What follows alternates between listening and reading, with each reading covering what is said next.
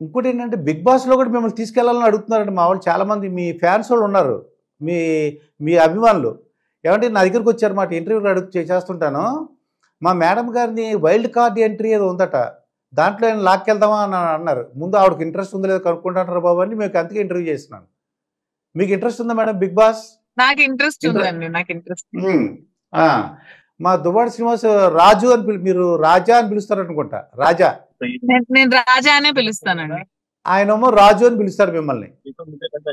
నిజంగా అండి ఈ నేటి యువత అంటే లివ్ ఇన్ రిలేషన్ ఉండేవారు కానీ ఇంత ప్రేమ ఉండట్లేదండి. నిజంగా మీలో నిజమైన ప్రేమ మా శ్రీనివాస్ గారికి. ఒకటి దుర్గా ప్రసాద్ గారు, ఒక మనిషి కోసం నిలబడ్డా అంటే ఖచ్చితంగా మనిషి కోసం మనం ఎలాగైనా సరే నిలబడిపోవాలండి. ఎలా అంటే రాముడికి సీత లాగా, సీతకి రాముడు లాగా నిలబడాలండి ఖచ్చితంగా.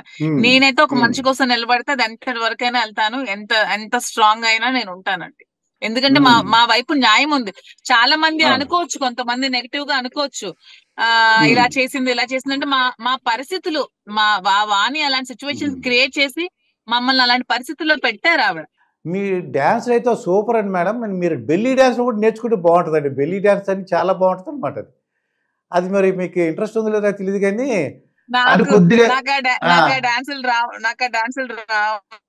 కాదండి, మీరు పద్ధతిగా చేస్తారు. నేను ఏమంటున్నానంటే మీరు స్లిమ్గా అయ్యే, కొద్దిగా స్లిమ్గా అయ్యి మీరు ఆ బెల్లీ డ్యాన్స్ చేస్తుంటే సూపర్గా ఉంటుంది మేడం, ఎక్సలెంట్ అనమాట. నిజంగా చెప్తున్నాను, అంటే హోల్ హార్టెడ్గా చెప్తున్నాను. మీకు అది సూట్ అవుతుంది అనమాట. మీకు ఈ కరిగిపోయిన కర్పూర దీపంలో పాడారు కదండి, మొత్తం తెలుగు రాష్ట్రాలందరూ అదే ఆ పాట కూడా మర్చిపోయి రోజు నేను వింటున్నాను అనమాట. రోజుకు 5-6 పాట అమ్మాయో అబ్బాయి ఎవరో పాడుకుంటూ వింటున్నాను. ఇంకో పాట చెప్పండి మేడం, ఎందుకని మంచిది సెకండ్ సాంగ్. శ్రీని గారికి ఆ పాట ఇష్టం. అప్పుడు ఒకసారి శ్రీని గారి కోసం ఆ పాట పాడానని చెప్పి పాడాను ఆ పాట, అంతే.